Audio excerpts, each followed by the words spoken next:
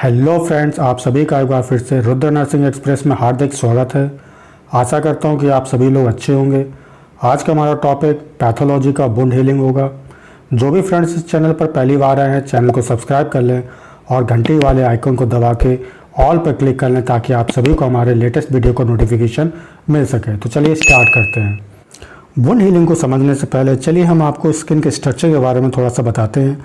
Skin is the largest organ in the body का अगर आप देखें कि सबसे लार्जेस्ट ऑर्गन क्या है तो उसका आंसर क्या होगा, स्किन होगा। यह स्किन जो है हमारी एक्सटर्नल सरफेस, जो हमारी बाहरी सतह होती है, उसको कम्प्लीटली जो है कवर करके रखती है। ठीक है, स्किन जो है मुख्य रूप से 3 लेयर से मिलकर बनी होती है। सबसे जो अपर लेयर होती है वो आपकी एपिडर्मिस होती है। सेकंड जो लेयर होती है, बीच वाली जो मिडिल लेयर होती है, वो डर्मिस होती है। और जो लास्ट की लेयर होती है, जो सबसे लोअर लेयर होती है, वो हाइपोडर्मिस लेयर होती है। अगर हम एपिडर्मिस की बात करते हैं तो एपिडर्मिस में भी जो है आपको 5 लेयर देखने को मिलती हैं। तो सबसे पहली लेयर जो होती है वो स्ट्रेटम कॉर्नियम होती है। सेकंड जो लेयर होती है स्ट्रेटम लूसिडम होती है। तीसरी जो लेयर है वो स्ट्रेटम ग्रैनुलोसम है। चौथी जो लेयर है वो स्ट्रेटम स्पाइनोसम है। और जो 5वीं लेयर है वो स्ट्रेटम वेसिली है। इसको स्ट्रेटम वेसिली को जो है हम लोग स्ट्रेटम जर्मिनेटिवम के नाम से भी जानते हैं। तो ये 5 लेयर जो होती हैं, जो मैंने आपको अभी बताया है, ये आउटर टू इनर की ओर है। ठीक है, इसके डायरेक्शन आपको याद रखना है और आप इनका सीक्वेंस भी याद रखेंगे। सेकेंड है डर्मिस, जो कि एपिडर्मिस और हाइपोडर्मिस के बीच की लेयर है। इसमें मुख्य रूप से आपको कोलेजन फाइबर्स और फाइब्रोब्लास्ट सेल देखने को मिलती हैं। और इसके अतिरिक्त जो है इसमें आपको स्वेट ग्लैंड्स हैं, हेयर फॉलिकल्स हैं, नर्व्स हैं, ब्लड वेसल्स हैं, ये सारी चीज़ें देखने को मिलती हैं। और जो सबसे निचली लेयर होती है वो आपकी हाइपोडर्मिस लेयर होती है। चलिए सबसे पहले हम देखेंगे कि घाव क्या होता है। ए वुंड इज एन इंजरी। घाव जो है एक इंजरी है दैट ब्रेक्स द स्किन, जो वो हमारी स्किन को जो है ब्रेक कर देती है या हमारे जो बॉडी टिश्यूज़ हैं उनको ब्रेक कर देती है। तो इस कंडीशन को हम क्या कहते हैं, वुंड कहते हैं। अब हम वुंड के प्रकार देखेंगे तो सबसे पहला प्रकार हमारा क्लोज वुंड है और दूसरा क्या है, ओपन वुंड है। क्लोज वुंड में क्या होता है, the surface of the skin is intact. ठीक है, यहाँ पे जो स्किन की जो सर्फेस होती है वो बिल्कुल कैसी होगी, इंटैक्ट होगी। इंटैक्ट का मतलब होगा बिल्कुल एकदम क्लोजली होगा। उनके बीच में जो गैप होगा वो बिल्कुल आपको ना के बराबर देखने को मिलेगा। ठीक है, लेकिन अब इसके अंदर जो टिश्यूज़ होते हैं वो डैमेज हो सकते हैं। ठीक है, जैसे इसका एग्जाम्पल है कॉन्ट्यूशंस है। कॉन्ट्यूशंस में क्या होते हैं, जो घाव के नीचे जो ब्लड वेसल्स होती हैं, छोटे छोटे जो ब्लड वेसल्स होती हैं, वो कैसी हो जाती हैं, टीयर हो जाती हैं, रप्चर हो जाती हैं। ठीक है, नेक्स्ट इसका एग्जाम्पल है हीमेटोमास है। हीमेटोमास में क्या होता है, जो लार्ज ब्लड वेसल्स होती हैं वो डैमेज हो जाती हैं। ठीक है, नेक्स्ट है हमारा open wounds. The skin is split. यहाँ जो स्किन है वो स्प्लिट हो जाती है, टूट जाती है या क्रैक हो जाएगी और आप इसके अंदर के जो टिश्यूज़ हैं वो आसानी से आप इसको देख सकते हैं। ओपन वुंड में जो गैप होता है वो क्लोज वुंड की तुलना में ज़्यादा होता है। नेक्स्ट है हमारा वुंड हीलिंग क्या है, घाव का भरना किसे कहते हैं। तो wound healing refers to the replacement of destroyed और damage tissue by the newly produced tissue. तो वुंड हीलिंग में क्या होता है कि जो भी आपकी नई जो टिश्यू बनती है, तो ये जो नई टिश्यू जो बनती है वो डैमेज टिश्यू को जो है क्या कर देती है, रिप्लेस कर देती है। आप उसको जो है अपनी जगह से हटा देती है। इसको हम क्या कहते हैं, वुंड हीलिंग कहते हैं। तो टाइप्स ऑफ वुंड हीलिंग कितने प्रकार के होते हैं, ये 2 प्रकार के होते हैं। पहला हमारा क्या है, प्राइमरी हीलिंग है, या इसको जो हम लोग प्राइमरी इंटेंशन के नाम से भी जानते हैं। जो सेकंड है हमारा वो सेकेंडरी हीलिंग या सेकेंडरी इंटेंशन है। चलिए अब जो है हम इसको बारी बारी से देखेंगे। तो सबसे पहला जो है हमारा टाइप है प्राइमरी हीलिंग है या प्राइमरी इंटेंशन है। इसमें क्या होता है, देखिए, when doctors close a wound using staples, stitches, glues और other forms of wound closing process. इसमें क्या होता है कि जो डॉक्टर होते हैं वो हमारे घाव को क्या है, क्लोज करते हैं, बंद करते हैं। किसके द्वारा बंद करेंगे, या तो वो स्टेपल कर देते हैं या उसमें स्टिचेस लगा देते हैं या ग्लू के द्वारा बंद करते हैं या अदर जो प्रोसेस हैं उनके थ्रू जो हम लोग उसको क्लोज कर देते हैं। ठीक है, due to a little bit of tissue loss. इसमें क्या होता है कि जब डॉक्टर इस प्रकार की क्रिया करता है तो उसमें जो हमारी जो टिश्यूज होती हैं उनका लॉस बहुत ही ना के बराबर होता है, बहुत ही कम इसमें जो है टिश्यू का लॉस होता है। इसी कारण जो है डॉक्टर इसमें क्या करता है, वुंड को बंद करने के लिए जो है, क्लोज करने के लिए स्टेपल्स, स्टिचेस, ग्लूज या अदर जो टेक्निक्स हैं उनका हम लोग इसमें यूज़ करते हैं। नेक्स्ट है हमारा सेकेंडरी हीलिंग या secondary intention. When a doctor that can not be stitch अब इसमें क्या होता है कि घाव काफ़ी ज़्यादा बड़ा है, ठीक है, और जो टिश्यूज़ होते हैं वो काफ़ी मात्रा में, ठीक है, ज़्यादा क्वांटिटी में डैमेज होते हैं, तो इसमें जो डॉक्टर है वो आपके घाव को स्टिच नहीं करेगा, नहीं सिलेगा उसको, ठीक है। तो इस कंडीशन को हम क्या कहते हैं, सेकेंडरी हीलिंग या सेकेंडरी इंटेंशन कहते हैं। चलिए अब हम आपको जो है वुंड हीलिंग के स्टेजेस के बारे में बताते हैं। तो ये जो है मेनली 4 टाइप्स के होते हैं। सबसे पहला क्या हमारा हीमोस्टेसिस है। देखिए नाम से ही जैसे स्पष्ट है, वैसे तो हीमोस्टेसिस को हम ब्लड क्लॉटिंग भी कहते हैं, ठीक है। अगर हम हीमोस्टेसिस को देखेंगे तो हीमो का मतलब क्या होता है, ब्लड, और स्टेसिस का मतलब क्या होता है, स्टेबल, यानी कि यहाँ पे जो है हम लोग ब्लड को क्लॉट कर देंगे, ठीक है। सेकंड क्या है हमारा, इन्फ्लामेशन है। थर्ड क्या है, प्रोलिफरेशन है। प्रोलिफरेशन का मतलब क्या होता है, जो नए टिश्यूज होते हैं उनका ग्रोथ होना क्या कहलाएगा, प्रोलिफरेशन कहलाता है। और जो चौथी स्टेप होगी वो हमारी मैच्योरेशन या रीमॉडलिंग होगा। अब इन चारों स्टेप्स को हम बारी बारी से देखते हैं। तो सबसे पहला हमारा स्टेज क्या है, हीमोस्टेसिस या ब्लड क्लॉटिंग है। तो देखिए इसमें मैंने जो स्टेप्स लिखा है कि किस प्रकार जो है ब्लड क्लॉट होता है एट ए वुंड साइट, ठीक है, जहां आपका घाव है तो वहां पे कैसे जो है ब्लड क्लॉट होता है, चलिए देखते हैं। तो जो प्लेटलेट्स होता है और हमारे ब्लड में जो क्लॉटिंग फैक्टर्स है, क्लॉटिंग फैक्टर्स कौन सा होता है, प्रोथ्राम्बिन, एक्टिवेटर, कैल्शियम आयन और विटामिन के, ये सब आपस में मिलकर है किसका फॉर्मेशन करते हैं, प्रोथ्राम्बिन का फॉर्मेशन करेंगे। जो प्रोथ्राम्बिन है वो किस में कन्वर्ट हो जाता है, थ्रोम्बिन में कन्वर्ट हो जाता है। थ्रोम्बिन जो है वो फाइब्रिनोजन में कन्वर्ट हो जाएगा, और जो फाइब्रिनोजन है वो फाइब्रिन प्रोटीन में कन्वर्ट हो जाता है। और यही फाइब्रिन जो है आपस में मिलकर जो है जाल का फॉर्मेशन करते हैं, मैस का फॉर्मेशन करते हैं। इसी मैस में जो है क्या होता है, आपकी ब्लड के अंदर जो आरबीसी हो जाती आती है वो ट्रैप हो जाती है, फंस जाती है इसी के अंदर, ठीक है। तो इस प्रकार जो है हमारा ब्लड क्लॉट होता है। नेक्स्ट है हमारा इन्फ्लामेशन। अब देखिए आपका हीमोस्टेसिस हो गया। हीमोस्टेसिस के बाद में क्या होता है, जो आपकी ब्लड वेसल्स होती हैं वो कैसी हो जाती हैं, डायलेट हो जाती हैं, ठीक है, बड़ी हो जाती हैं। आफ्टर हीमोस्टेसिस इज अचीव, यानी कि हीमोस्टेसिस को अचीव करने के बाद में जो आपकी ब्लड वेसल्स हैं वो कैसी हो जाती हैं, डायलेट हो जाती हैं। आपको ये याद रखना है। दिस अलाउ, तो ऐसा होने से क्या होता है कि जो ब्लड का फ्लो होगा वो ज़्यादा मात्रा में आएगा, क्योंकि ब्लड होता है कैसा, गर्म होता है। यही कारण है कि उस स्टेज पर यानी कि उस साइट पर जो है हमें हीट, पेन, स्वेलिंग और रेडनेस जो है महसूस होगी। कारण केवल यही है कि जो ब्लड वेसल्स होती हैं वो कैसी हो जाती हैं, डायलेट हो जाती हैं, ठीक है। तो अच्छा, जो ये ब्लड आता है उसमें क्या क्या होगा हमारा, ये ब्लड सेल्स होते हैं, इसके अंदर न्यूट्रिएंट्स होंगे, एंजाइम्स होंगे, एंटीबॉडीज होंगे और दूसरे जो है बेनिफिशियल जो एलिमेंट्स होंगे वो सब होंगे। तो ये जो चीज़ होती हैं ये क्या करते हैं, ब्लड के अंदर जो डैमेज जो सेल्स हैं, पैथोजेंस हैं, ठीक, जो हमारे घाव के अंदर जो डैमेज सेल्स हैं, पैथोजेंस हैं, बैक्टीरिया, उनको क्या करते हैं, फैगोसाइटोसिस करते हैं। उनका जो है ये सब भक्षण करने का काम करती हैं। चलिए नेक्स्ट हमारा है प्रोलिफरेशन स्टेज। इसमें क्या होता है कि जो आपकी नए टिश्यू बनती है उसमें क्या होता है, ग्रोथ होता है।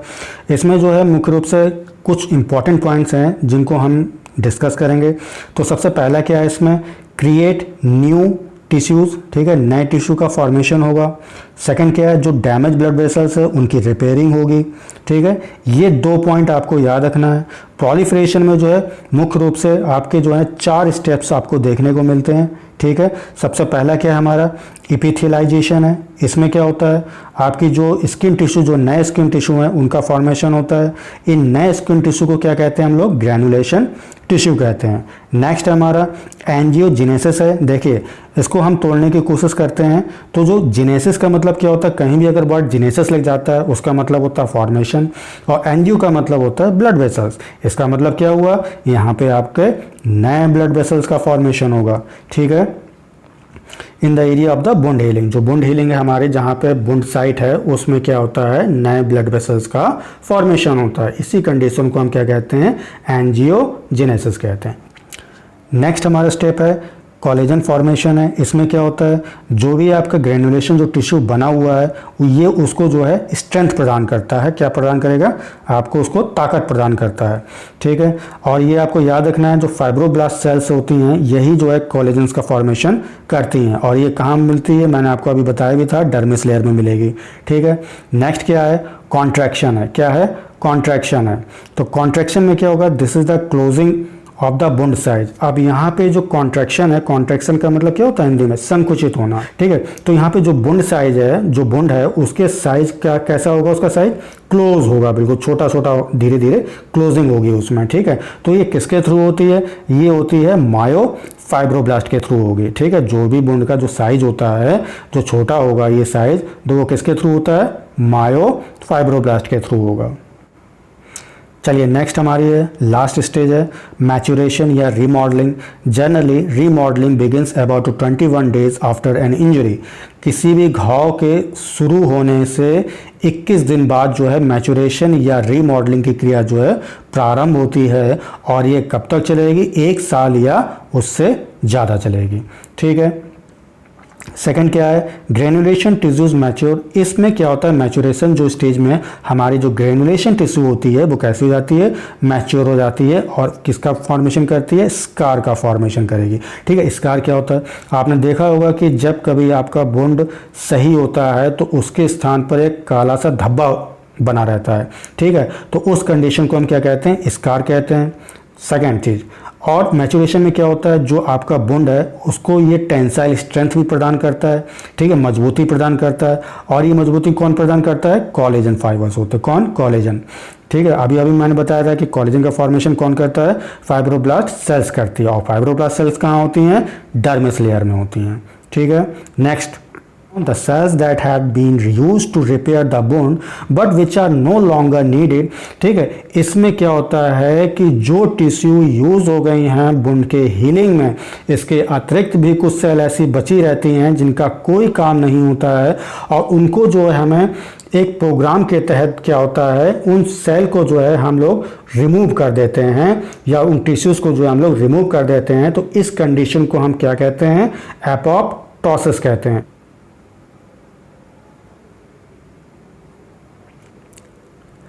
चलिए नेक्स्ट है, हम लोग कॉम्प्लिकेशन की बात करते हैं कि एक घाव अगर आपका बुंड है, अगर उसको प्रॉपरली तरीके से हीलिंग ना की जाए तो क्या क्या कॉम्प्लिकेशन हो सकते हैं। तो सबसे पहला है इन्फेक्शन होने का खतरा रहता है, हीमोरेज रहता है। हीमोरेज का मतलब क्या होता है, ब्लीडिंग होना, ठीक है, खून का बहना। तो उस कंडीशन को हम क्या कहते हैं, हीमोरेज कहते हैं।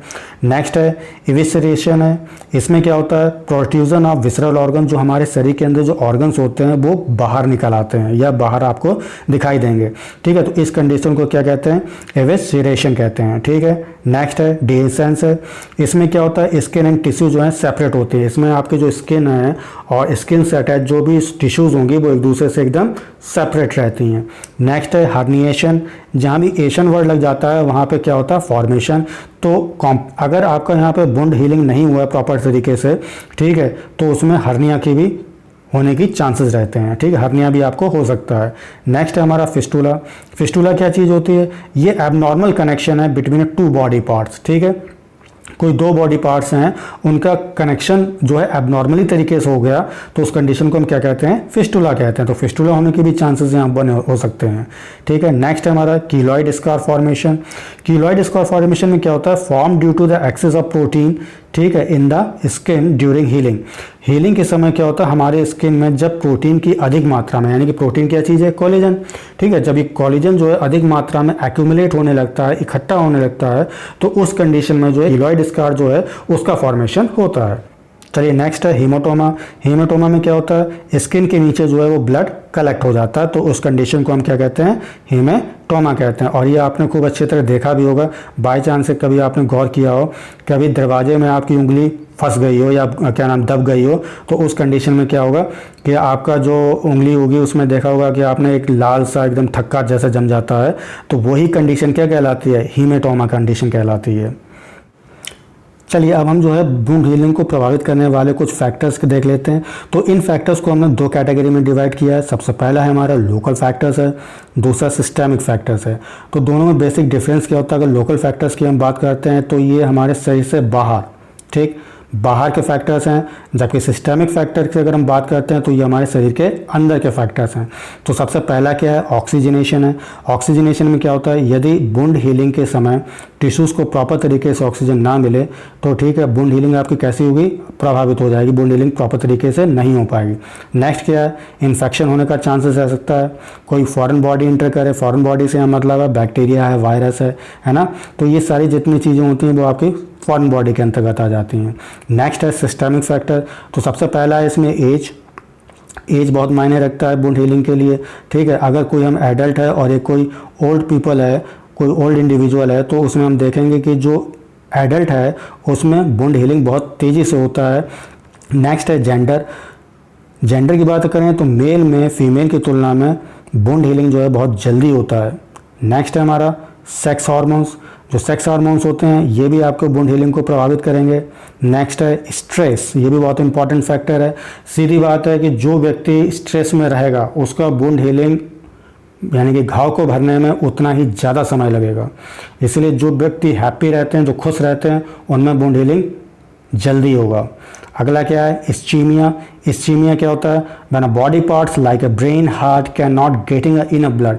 जब आपके खास तौर से देखिए इस्चीमिया में क्या होता है, जो वाइटल ऑर्गन्स हैं मेनली, जैसे ब्रेन है, आपका हार्ट है, लीवर है, तो इनको जो है प्रॉपर तरीके से जब ब्लड ना मिले तो उस कंडीशन को हम क्या कहते हैं, इस्चीमिया कहते हैं। अब भैया जब यहाँ पे ब्लड प्रॉपर तरीके से मिल नहीं पा रहा है तो निश्चित है कि वुंड हीलिंग भी आपकी कैसी होगी, यहाँ पे प्रभावित होगी। नेक्स्ट है हमारा डायबिटीज़। जो डायबिटीज़ के पेशेंट होते हैं उनमें जो है वुंड हीलिंग में भरने में काफ़ी ज़्यादा टाइम लगता है, ठीक है। नेक्स्ट है ओबेसिटी। ओबेसिटी का मतलब है मोटापा। जो व्यक्ति मोटे होते हैं उनमें भी जो है घाव भरने में काफ़ी देर लगता है।